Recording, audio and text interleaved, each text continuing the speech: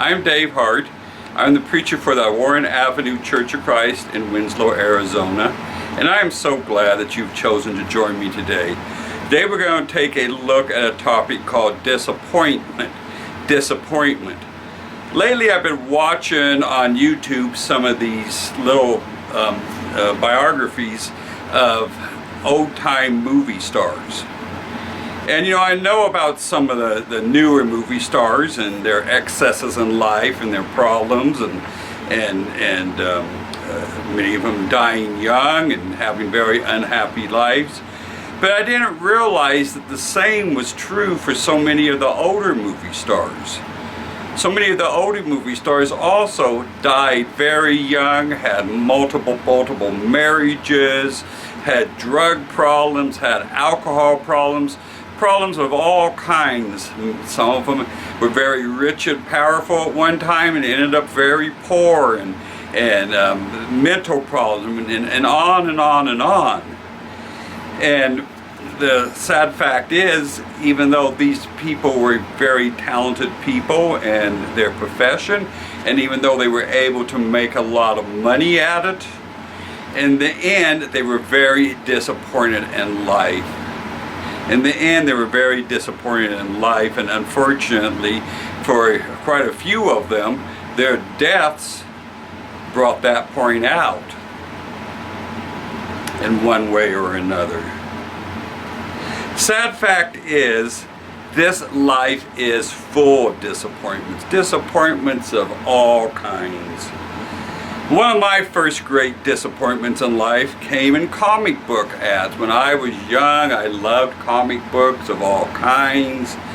I used to get all kinds of different comic books. That's how I learned to read. I have dyslexia, so I can't really sound words out. I have to learn by sight, and I wanted to read these comic books so much that I learned to read them by sight, which is how I learned to read. Well, in the comic books, they always had ads. They usually had in every comic book, a full-page ad. It was usually black and white. I think later on they had some color ones. But it was an ad for all kinds of things on this one page. And they all seemed like just wonderful, unbelievable things. Oh, you could buy a jet plane that you could actually sit in and had controls, and a submarine. You could buy sea monkeys. You could buy x-ray glasses, just all kinds of things.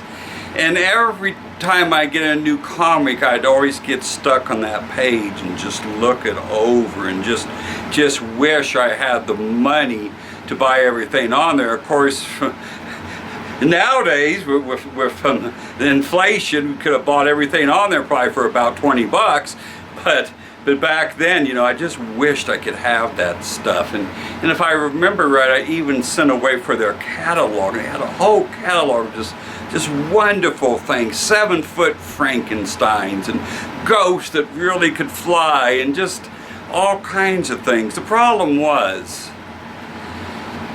when you got the stuff, it wasn't quite what it seemed. And you don't see those ads anymore, not the way they were put in back then anyway, because they just misrepresented whatever it was that you got.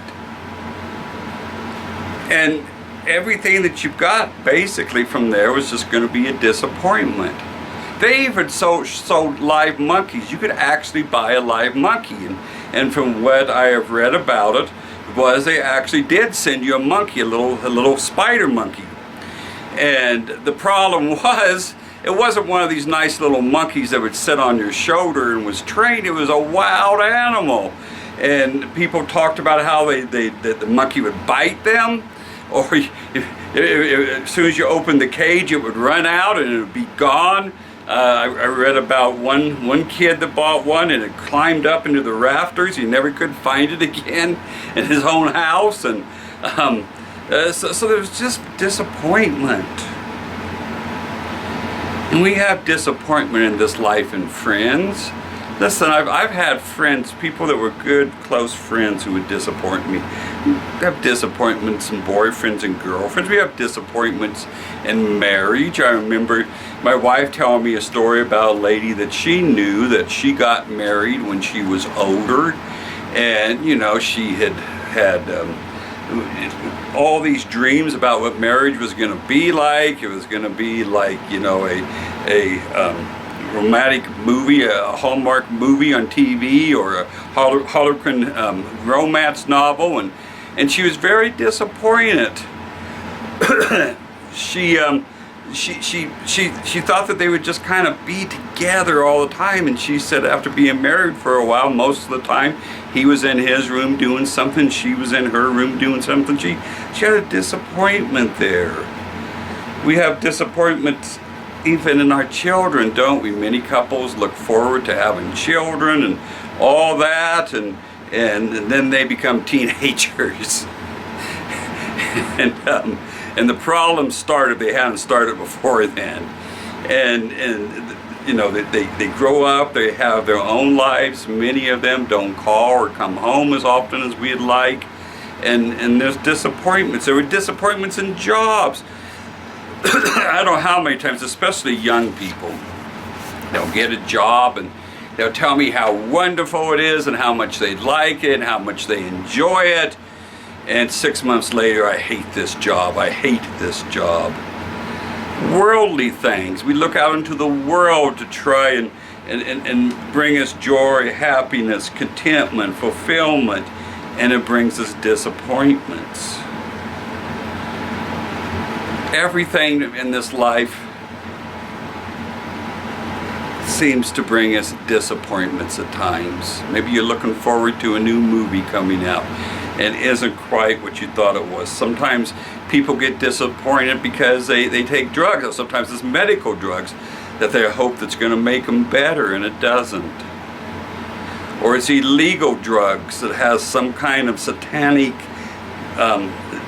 joy attached to it for a moment, but then it brings pain and suffering, as well as alcohol, sex. Some people try and find their fulfillment in sex, and it brings disappointment and sometimes unwanted children and diseases. And we could go on and on and on.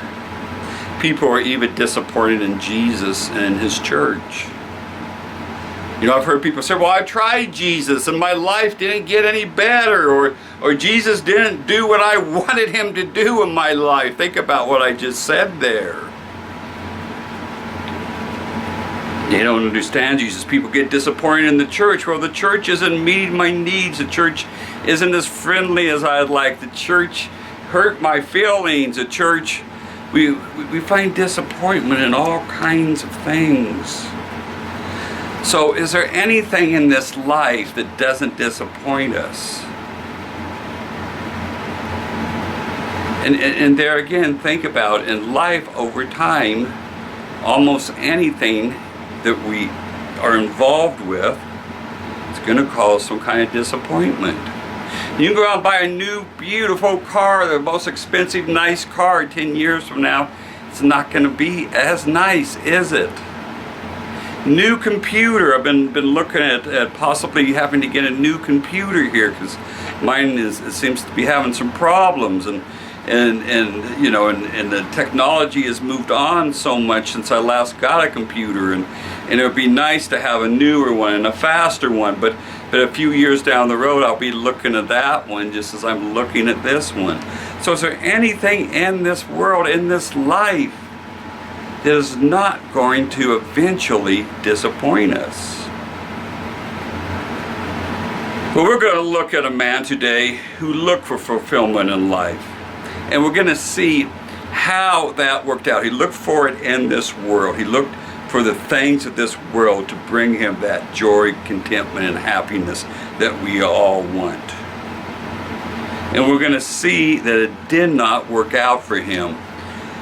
But we're also going to see where we can find true and lasting fulfillment, contentment, and happiness. Solomon, we're going to be taking a look mostly at Solomon today. Solomon was a man of extremes. who looked for the most satisfaction as he could possibly find out of life. He was a man who tried to get as much satisfaction out of this life that he possibly could. And he looked at doing it in many ways. But these ways are the same ways, the very same ways that as we try to do it today. It's no different. The main difference between him and us is he had the power and he had the money and the resources to actually go out there and go to the extreme to try and find happiness and worldliness.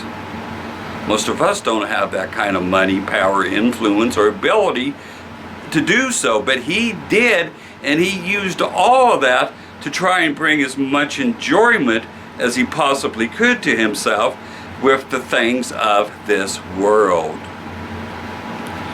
And this is a wonderful lesson for us because we strive for things in this world. And I'm not saying that it's wrong to want things in this life. I just told you I want a new computer. And you know, I really want one bad. Because I'm reasoning in my mind I'm going to be able to do things easier. It's going to be faster. It's going to be more dependable. There's nothing wrong as long as we keep those desires and those wants in their proper place and realize what they're going to bring us is not necessarily what we're hoping that it's going to bring us. So let's look at Ecclesiastes 1:12 through 14 to start with today. Ecclesiastes 1:12 through 14. I, the preacher, was king over Israel and Jerusalem, and I set my heart to seek and search out by wisdom concerning all that is done under heaven. This burdensome task God has given to the sons of man, by which they may be exercised. I have seen all the works that are done under the sun. Indeed, all is vanity and grasping for the wind. So we see here that he sought out wisdom. He sought out wisdom. See that? He said, I set my heart to seek and search out by wisdom concerning all that's done under the heavens. So he wanted to know. He wanted to have wisdom. And remember, he asked God for wisdom. So he was a smart man. And he wanted to know. And listen, wisdom's a good thing to have, isn't it? To be wise, not to be wise in the things of the world or the things that are ungodly, but to have wisdom. Of course, godly wisdom is essential, but even wisdom of some things in this world is very important. To have knowledge, to know history and science and things of that has some importance. But that's not going to bring you contentment, fulfillment, and happiness. At least not in the long term. It's fine to seek out wisdom and to know things.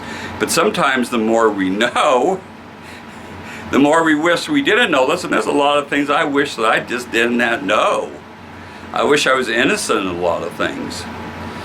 But he looked at all of this, getting all this wisdom and all this knowledge and knowing all this stuff. And he says it's all vanity, vain, empty.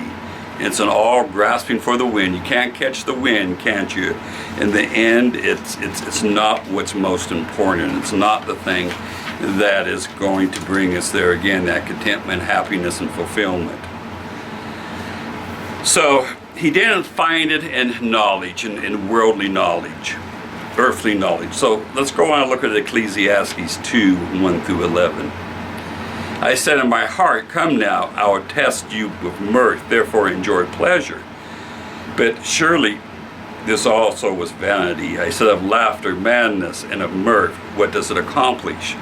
I searched in my heart how to gratify my flesh with wine, or guiding my heart with wisdom, and how to lay hold of folly, till I might see what was good for the sons of men to do under heaven all the days of their lives. I made my works great. I built for myself houses and planted myself vineyards. I made myself gardens and orchards. I planted all kinds of fruit trees in them. I made myself water pools from which to water the growing trees of the grove. I inquired male and female servants and had servants board in my house. Yes, I had greater possessions of herds and flocks than all who were in Jerusalem before me. I also gathered for myself silver and gold and the special treasures of kings and of the provinces. I acquired male and female singers, the delight of the sons of men, and musical instruments of all kinds. So I become great and exalted and excel more than all who were before me in Jerusalem. Also my wisdom remained with me. Whatever my eyes desired, I did not keep from them. I did not withhold my heart from any pleasure, for my heart rejoiced in all my labor. And this was my reward from all my labor. Then I looked on all the works that my hands had done, and on the labor in which I had toiled, and indeed all was vanity and grasping for the wind. There was no profit under the sun. So wow, there again, this man, you notice that he keeps going back to, I have my wisdom. He kept his wisdom through all of this. But he tried everything. He tried everything, every kind of pleasure that he could think of in excess. He tried partying, getting drunk and fulfilling the flesh in all the ways that you can fulfill the flesh. And then he built for himself great homes. There are people that have these great homes, these great mansions, but they're unhappy. They're unhappy in those huge houses. And how many of the rich get divorced? How many of the rich end up having children who end up doing things that cause great harm to themselves or to others? And he had singers, he had orchards, he had all these things. Anything that he wanted, he indulged himself in, and he indulged himself in all that he desired. Riches, he had all kinds of riches. How many of us just think that if we'd have riches, we'd be happy? Listen, I would like to have more money. I've got some debts because of some business things that I've done in the past, and I would love to have money to get out of debt. I'd love to have money to not to have to worry about that. Well, Solomon had that kind of money, and he had everything that he wanted and more. Anything he desired. Slaves, entertainers, anything that he wanted at his fingertips. And he said it was all vanity, it was all worthless. It didn't bring him what he was hoping it would bring him. And we can look at that. We can look at people living the party life and how empty their lives are, and how destructive that life is, and often ends in tragedy and early death. We can look at the rich in this world who are very poor generally when it comes to their spiritual lives. We can look at people that have the excess life, but they don't have God in it and they don't know peace. So let's see what else King Solomon had. 1 Kings 11, verses 3 and 4. And he had 700 wives, princesses, and 300 concubines. And his wives turned away his heart, for it was so when Solomon was old, that his wives turned his heart after other gods, and his heart was not loyal to the Lord his God, as was the heart of his father David. So he had women.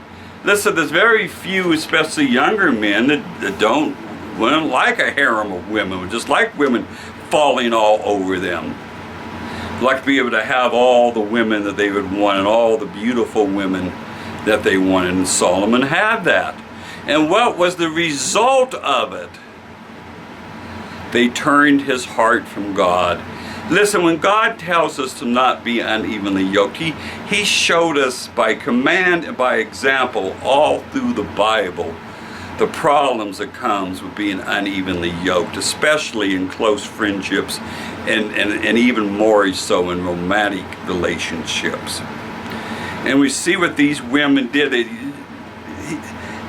Solomon was a man that God commended when he was a young man.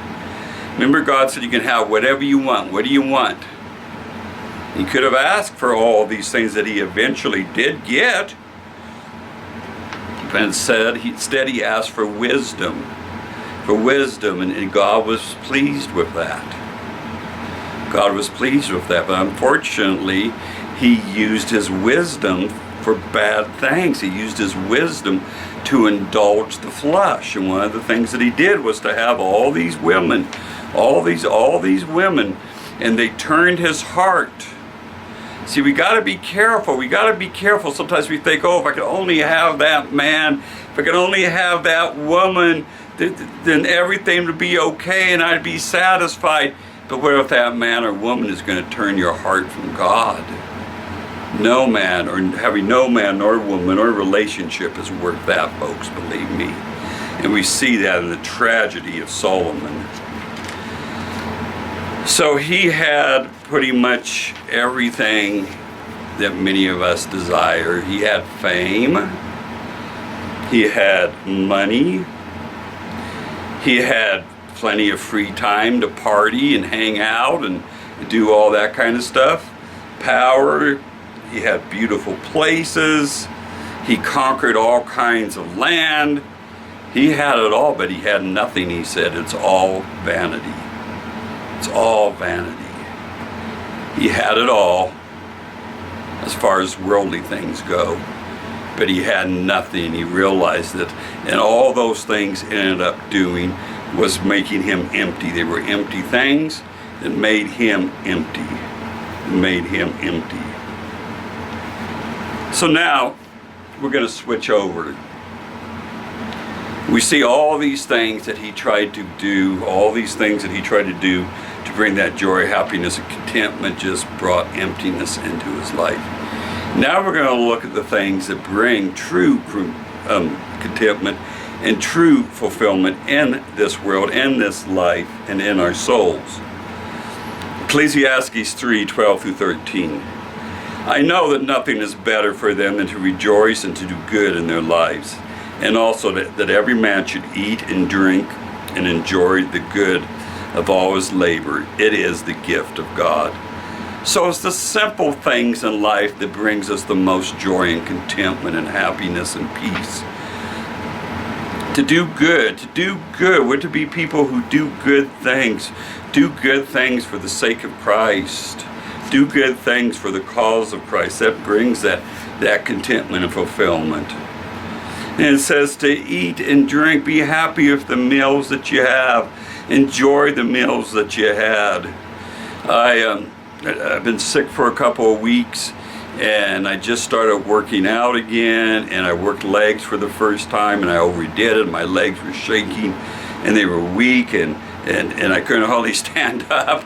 For a while, my wife called me in for dinner, and I sat down and I ate this nourishing dinner and returned the strength.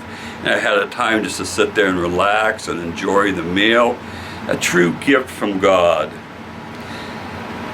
It says to enjoy all your labor, the things that you work for. There's contentment in work. People don't realize this. We have so many people today that don't want to work. They want to just sit back and get welfare checks or live off other people or live off the government. But God says there's contentment. As hard as labor is, there's still contentment in it. There's something about it that is fulfilling, that is important for us humans. Let's see what else God says that brings us some contentment and joy in this life. Ecclesiastes 9 verse 9. Ecclesiastes 9 verse 9. Live joyfully with the wife whom you love all the days of your vain life, which he has given you under the sun, all your days of vanity. For this is your portion in life and in labor which you perform under the sun. So I laugh because of the way he puts it. All the days of your empty life, enjoy your wife. This life is empty. This life is full of meaningless in many ways. But God gives us a wife, or if you're a woman, gives you a husband to enjoy that person, to be one of the joys in this life, one of the things to bring that contentment.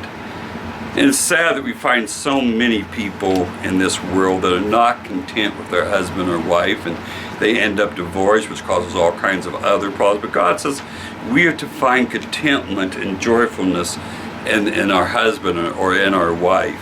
And that's one of the gifts that He gives us in this world, in this life. You know, hopefully you have a godly marriage, and if you're not married, look for a godly mate, somebody that will stand beside you and stand with you, will be your comfort, will be your joy, will be your strength, will be your help when you're weak, and you can be their strength when they're weak. Look for that kind of person to be with, and if you have a marriage and it's not like that, work towards it being that way. Work towards it being that way. So, He tells us basically to find joy in this world and the simple things in life. Be content with them. Be happy with them. Don't worry so much if you never get that mansion or that Maserati or whatever it is that you might want.